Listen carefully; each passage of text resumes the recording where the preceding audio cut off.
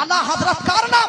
আলা হযরত তো তার নাম যিনি বাল্যকালে শৈশবকালে বিসমিল্লাহ খানিতে লাম আলিফের মধ্যে এই দুটি শব্দ কেন জড়িত এই প্রশ্ন করে নিজ শিক্ষককে হতবাক করে দিয়েছে। ওর নাম হচ্ছে আলা হযরত।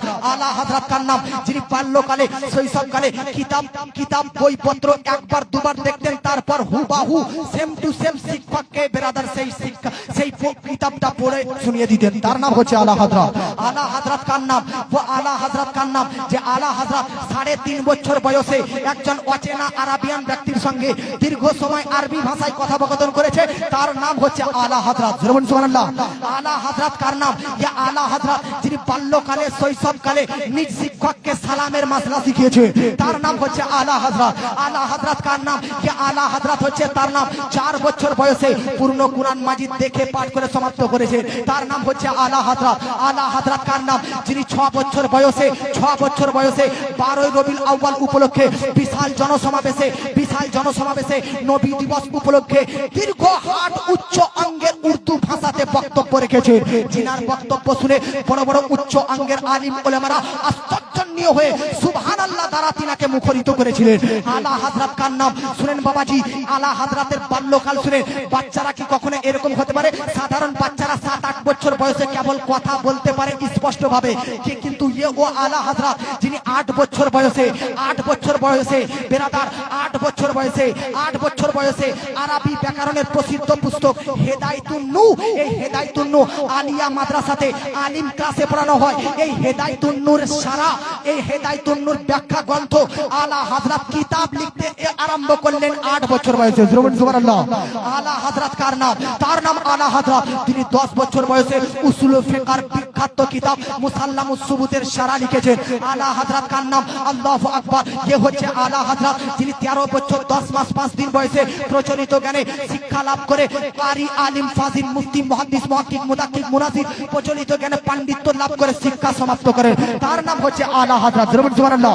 আলা হযরত কার নাম? যিনি 14 বছর বয়সে ফতোয়া প্রদান করার অনুমতি, ফতোয়া প্রদান করার দায়িত্ব পেয়ে গিয়েছে। আলা হযরত কার নাম? আলা হযরত তার নাম যখন ঘুমাতেন নবীর নাম মুহাম্মদ নামের আকৃতিতে ঘুমাতেন। সুবহানাল্লাহ। আলা হযরত কার নাম? যখন ঘুমাতেন তো হাতের বেরাদার বিদ্যা আঙ্গুলকে শাহাদাত আঙ্গুলের মধ্যে এমন ভাবে রাখতেন যে হাতের আঙ্গুলগুলো আল্লাহ শব্দে পরিণত হয়ে যেত।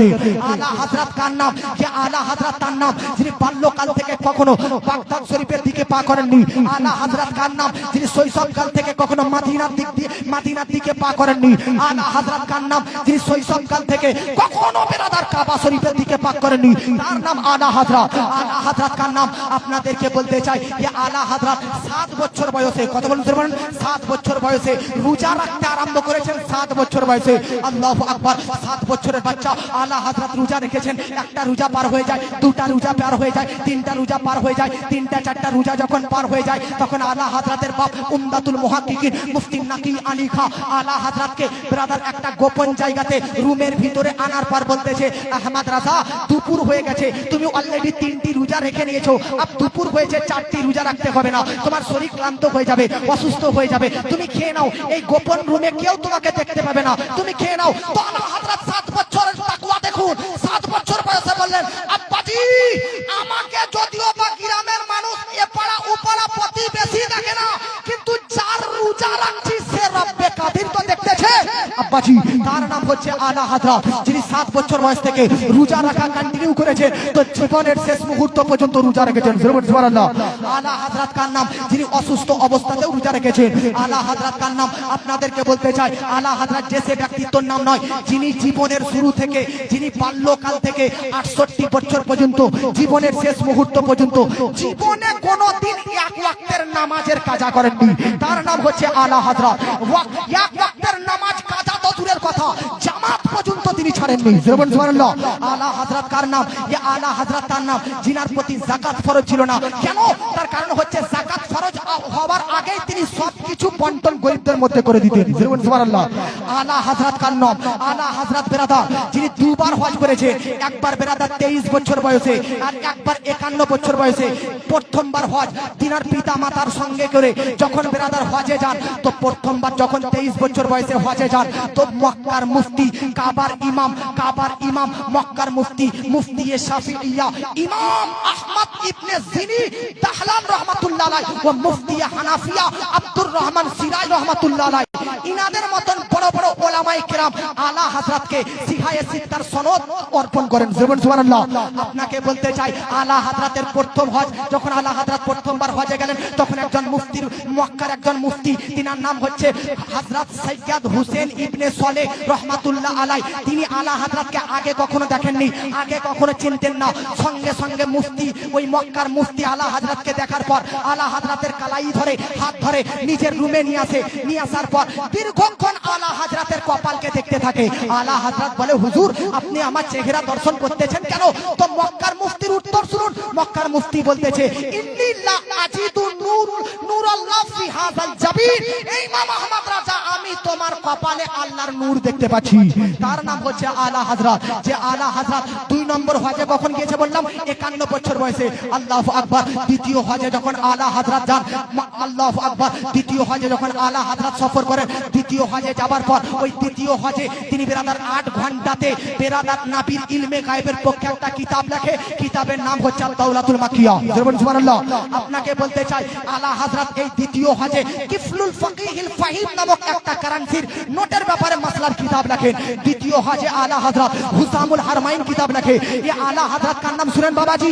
আলা হযরত দ্বিতীয়বার হজে যান, তো তিনি মক্কা শহরে 2.5 মাস ছিলেন। 2.5 মাস থাকার পর আলা হযরত মদিনার দিকে যাচ্ছেন। আর মদিনার দিকে যাচ্ছেন, তখন আলা হযরত লিখতেছেন, হাজিও आओ शहंशाह का रोजा देखो, हाजियो आओ शहंशाह का रोजा देखो, काबा तो देख चुके हो, काबे का काबा देखो। अल्लाहु আকবার। वो आला हजरत मदीना দিকে যাচ্ছেন। वो आला हजरत मदीना দিকে যাবেন। বলুন আলা হযরত নবী প্রেমিক, এমন নবী প্রেমিক ছিলেন, তিনি নবীর দিকে যাচ্ছেন, তার অন্তর কতটা ধড়ধড় করতে হবে বলেন তো? যে আলা হযরত চলেছেন, তো নবীজির সুন্নাতের উপর চলেছেন। যে আলা হযরত বলেছেন, তো নবীজির ইশকের উপর বলেছেন। যে আলা হযরত লিখেছেন, তো আলা হযরত লিখেছেন, তো নবীর ইশকের উপর লিখেছেন। যে আলা হযরত ঘুমিয়েছেন, তো নবীর ইশকে ঘুমিয়েছেন। যে আলা হযরত কাউকে বন্ধুত্ব রেখেছেন, তো নবীর ইশকে বন্ধুত্ব রেখেছেন। যে আলা হযরত কিতাব লিখেছেন, তো নবীর ইশকে কিতাব লিখেছেন। আল্লাহু আকবার। वो आशिके रसूल, वो प्रेमिक, वो सच्चा मर्दे कलंदर आला हजरत দ্বিতীয় হজে যখন মদিনার দিকে যায়, মদিনাতে যাওয়ার পর বলতে চাই, ইয়া রাসূলুল্লাহ, ইয়া হাবিবাল্লাহ, ইয়া ইমাম আহমদ রাজা সর্বদা বলে এসেছে, तू जिंदा है वल्लाह, तू जिंदा है वल्लाह, मेरे चश्मे आलम से छुप जाने वाले। आला हजरत बोलते थे, अंबिया को भी अजल आनी है, मगर ऐसी के फकत आनी है, फिर उसी आके बाद उनकी हयात मिसले साबिक वही जिस्मानी है। सुबहानअल्लाह। बिरादर, आला हजरत बोलते थे, या রাসূলুল্লাহ, সারা জীবন আপনাকে জিন্দা জিন্দা জিন্দা বলে এসেছি, আজ আপনাকে দিদার করতে চাই, আজ আপনাকে দর্শন করতে চাই, আজ আপনাকে দেখতে চাই। তো আলা হযরত প্রথম দিন বেরাদার মিল্লাত ইসলামিয়া নবীজির রওজার সামনে দরুদ ও সালাম পাঠ করে। ইয়া রাসূলুল্লাহ, দিদার দিন প্রথম রাতে আলা হযরত নবীর দিদার পাননি। দ্বিতীয় রাতে আলা হযরত দাঁড়িয়ে নবীজির প্রতি দরুদ সালাম প্রেরণ করে। দ্বিতীয় রাত্রিতেও আলা হযরত নবীকে দেখতে পাননি। দ্বিতীয় রাতে যখন আলা হযরত বেরাদার দরুদ পাঠ করতে এমন একটা সময় চলে এসেছে, দ্বিতীয় রাতের শেষ অংশে আলা হযরত লিখতেছেন কলম দ্বারা, ও সুবে লালা জারফির থেকে তেরে দিন এ বাহার ফির থেকে। আলা হযরত এই কালামটা লেখার পর লাস্টে লিখতেছেন, कोई क्यों पूछे तेरी बात रसा तुझसे हादर शैदा फिर থেকে। আলা হযরত বলতেছে, এ ইয়া রাসূলুল্লাহ, তুমি আমার মতন এই ইমাম আহমদ রাজাকে দেখা দিবা না কেন?